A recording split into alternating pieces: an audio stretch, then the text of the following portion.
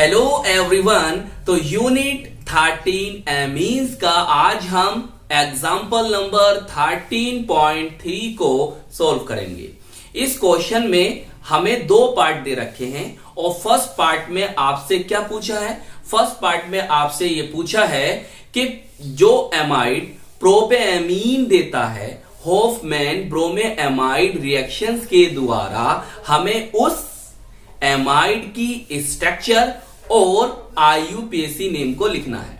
और second part में आपसे क्या पूछा है? सेकंड पार्ट में आपसे पूछा है कि बेंजेमाइड के हॉफमैन डिग्रेडेशन से जो एमीन प्राप्त होती है, जो एमीन प्रोड्यूस्ड होती है, हमें उसकी स्ट्रक्चर और आईयूपीएसी नेम को लिखना है। तो कुल मिलाकर दोनों पार्ट में जो हमसे पहले पार्ट में पूछा कि एमाइड और सेकंड पार्ट में हमसे क्या पूछा है? एमीन। तो हमें इन दोनों की स्ट्रक्चर और आईयूपीएसी नेम को लिखना है।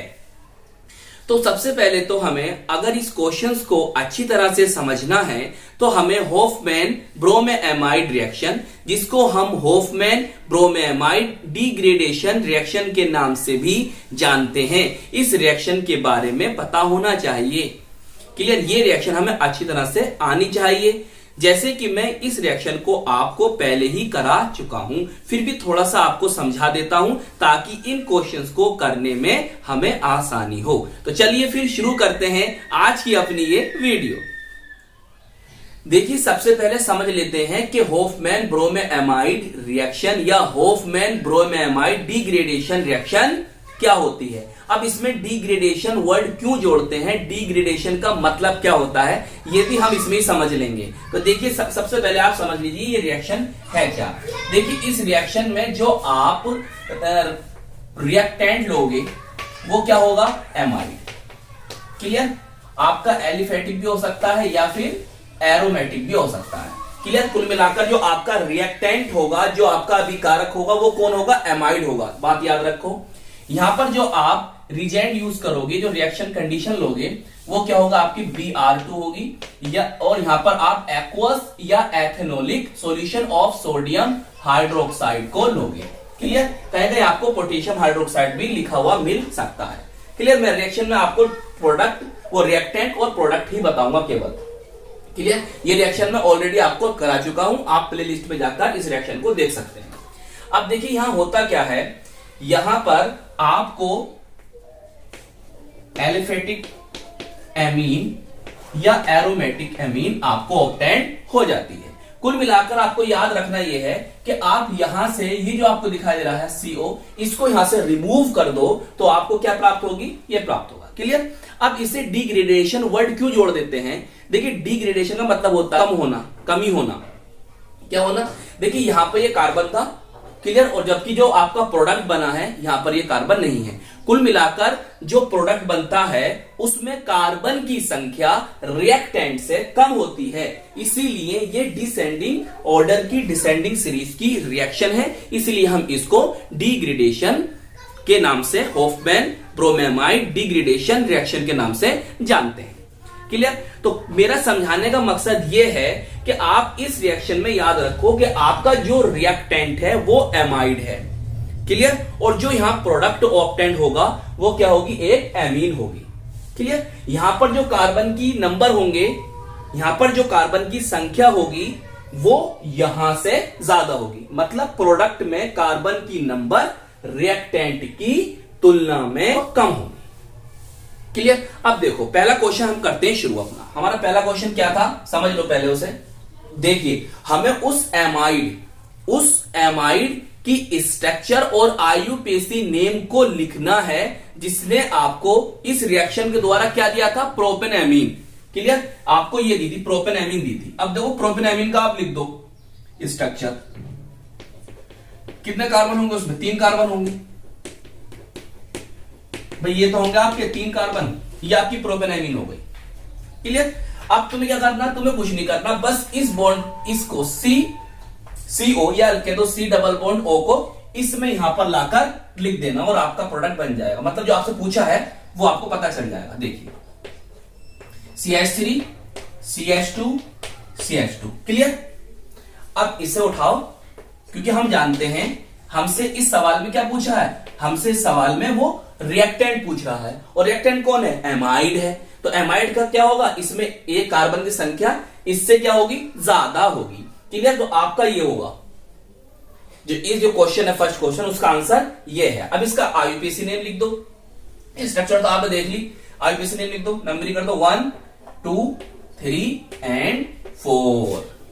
तो इसका आईयूपीएसी नेम क्या होगा, ब्यूटेन एमाइड। बताइए, फर्स्ट क्वेश्चन समझ में आ गया? तो आप इसे उतार लो।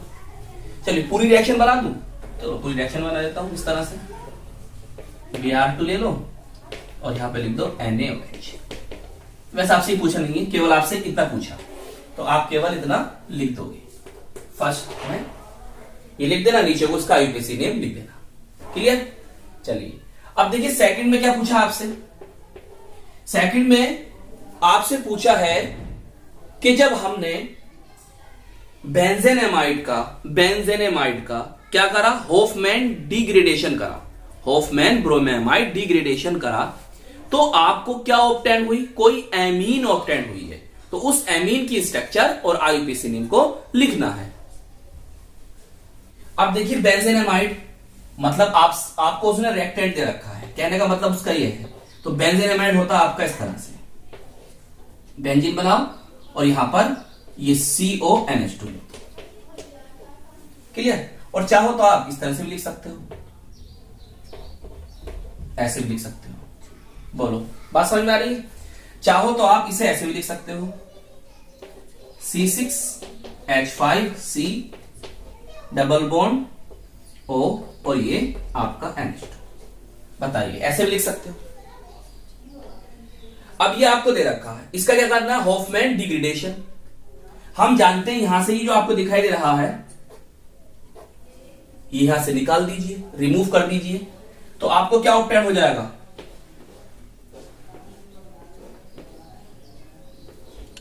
भाई आपको ये ऑब्टेन होगा। और इसे हम क्या कहते हैं, बताओ? इसे हम कहते हैं एनिलीन। क्या कहते हैं, एनिलीन कहते हैं, या हम इसको बेंजेनेमीन भी कह सकते हैं। क्लियर। और रिएक्शन के रूप में लिखना क्या होता है, ऐसे लिख दो भैया, Br2 और प्लस NaOH। ये रिएक्शन कंडीशन हो गई। बताइए, क्लियर? बात समझ में आ गई? बिल्कुल। तो आप चाहें इसे ऐसे लिख दे, या भैया तुम ऐसे करके लिख देना इसको। कैसे भाई, आपसे फर्स्ट में क्या पूछा था उसने, ये पूछा था, यहां पर इसका स्ट्रक्चर लिख दो और नीचे इसका आईयूपीएसी नेम लिख दो। क्लियर। सेकंड में आपका क्या आंसर आया, सेकंड में आपका आंसर आया कौन, एनिलीन या बेंजेनेमीन। क्लियर। तो यहाँ एनिलीन का स्ट्रक्चर बना दो, यहाँ इसका स्ट्रक्चर बना दो और नीचे इसका नेम लिख दो, एनिलीन है और ये या बेंजेनेमीन। क्लियर। और मैंने आपको इस तरह से समझा दिया कि आपको अच्छी तरह समझ में आ गया होगा कि इस रिएक्शन में जो आपका ये कौन है, रिएक्टेंट एक एमाइड है और प्रोडक्ट क्या बनेगी, एक एमीन बनेगी। क्लियर। और आपने ये भी समझ लिया कि इस रिएक्शन में जो कंडीशन होती है, reaction condition bromine plus aqueous या एथेनोलिक सोडियम हाइड्रोक्साइड को लेते हैं। कहीं कहीं आपको KOH भी लिखा हुआ मिल सकता है। क्लियर। मगर NCERT में ये लिखा हुआ है जो मैंने आपको समझाया। क्लियर। तो आपका इसमें रिएक्टेंट एमाइड होगा। क्लियर। और प्रोडक्ट जो होगा एमीन होगा। ये कंडीशन होगी। प्रोडक्ट और रिएक्टेंट से ही रिलेटेड आपसे इसने सवाल पूछा था। क्लियर। और आपने ये भी जाना कि जो प्रोडक्ट होगा उसमें कार्बन की संख्या कम होगी, किसकी तुलना में, रिएक्टेंट की तुलना में। तो आई होप ये क्वेश्चंस आपको अच्छी तरह से समझ में आ गया होगा। और ये था हमारा आज का एग्जाम्पल नंबर 13.3। तो हम मिलेंगे आपको इसकी नेक्स्ट वीडियो में। All the very best.